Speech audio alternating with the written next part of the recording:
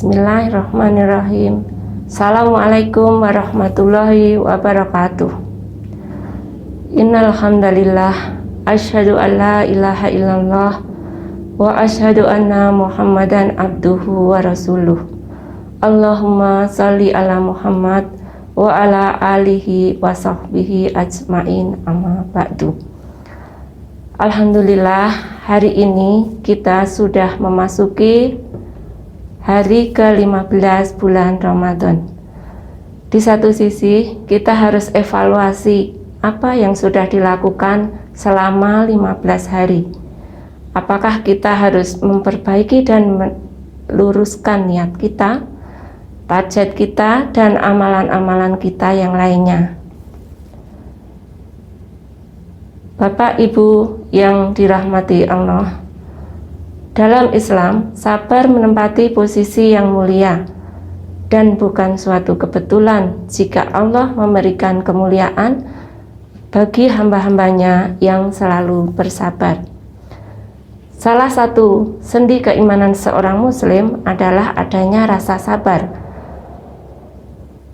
Kesabaran juga menunjukkan kualitas iman seseorang, sebab ujian yang berat dalam kehidupan seringkali membuat seseorang merasa dirinya ada di titik nadir.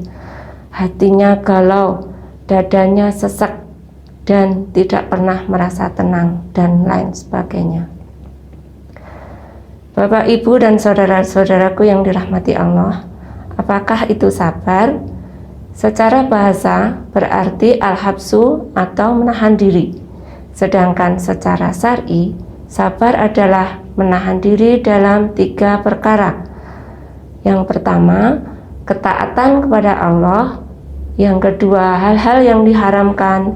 Dan yang ketiga, takdir Allah yang dirasa pahit atau musibah. Yang pertama, sabar dalam ketaatan, yaitu seseorang bersabar dalam melakukan ketaatan kepada Allah. Karena ketaatan itu sesungguhnya berat dan menyulitkan bagi jiwa seseorang. Misalnya berat bagi badan, merasa malas dan lelah atau capek. Bisa juga terasa berat bagi harta, seperti dalam masalah zakat dan haji. Intinya, namanya ketaatan itu terdapat rasa berat dalam jiwa dan badan, sehingga butuh adanya kesabaran dan harus dipaksakan. Allah Ta'ala berfirman dalam surat Ali Imran ayat 200. A'udzubillahi minasyaitonirrajim. Ya ayyuhalladzina amanu biru wassabiru warabitu wattaqullaha la'allakum tuflihun. Artinya, hai orang-orang yang beriman, bersabarlah kamu dan kuatkanlah kesabaranmu dan tetaplah bersiap siaga dan bertakwalah kepada Allah supaya kamu beruntung. Syekh Muhammad bin Shalih Al-Utsaimin dalam Syarih Riyadhus Shalihin ketika menjelaskan ayat tersebut, beliau rahimahullah mengatakan, Allah Ta'ala memerintahkan kepada orang-orang mukmin sesuai dengan konsekuensi dan besarnya keimanannya dengan 4 hal, yaitu sabiru, menahan diri dari maksiat, sabiru, menahan diri dalam melakukan ketaatan, rabitu, banyak melakukan kebaikan dan mengikutkannya lagi dengan kebaikan. Dan yang keempat, bertakwalah pada Allah yang mencakup semua hal tadi. Mengapa kita butuh sabar dalam ketaatan? Syekh Ibnu Utsaimin rahimahullah mengatakan bahwa dalam melakukan ketaatan itu butuh kesabaran yang terus-menerus dijaga, karena ketaatan itu akan membebani seseorang dan mewajibkan sesuatu pada jiwanya. Ketaatan itu terasa berat bagi jiwa karena ketaatan itu hampir sama dengan meninggalkan maksiat, yaitu terasa berat bagi jiwa yang selalu memerintahkan pada keburukan. Yang kedua, sabar dalam menjauhi maksiat. Ingatlah bahwa jiwa seseorang biasa memerintahkan dan mengajak kepada keburukan. Maka hendaklah seseorang menahan diri dari perbuatan-perbuatan haram seperti berdusta, menipu dalam muamalah, makan harta dengan cara batil, dengan riba dan semacamnya, berzina, minum minuman keras, mencuri, dan berbagai macam bentuk maksiat lainnya. Seseorang harus menahan diri dari hal-hal semacam itu sampai dia tidak lagi mengerjakannya. Dan ini tentu saja membutuhkan pemaksaan diri dan menahan diri dari hawa nafsu yang berat dan mencekam.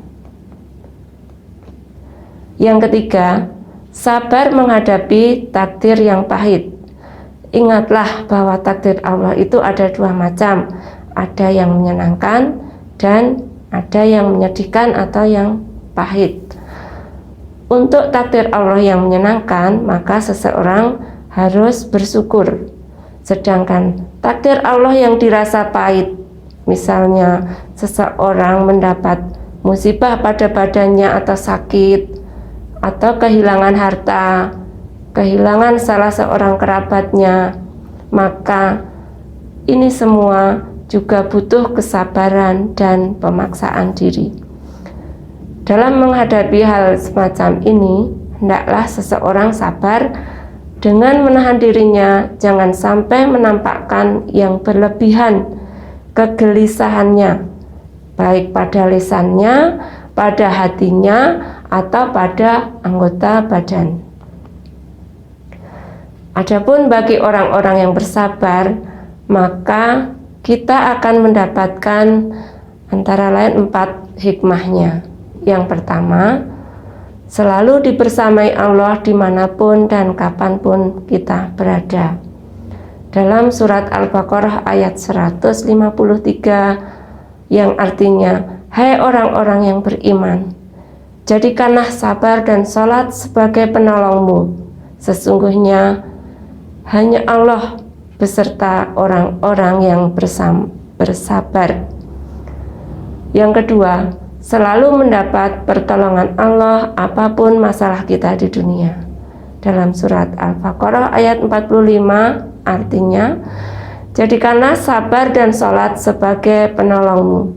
Dan sesungguhnya yang demikian itu sungguh berat kecuali bagi orang-orang yang khusyuk.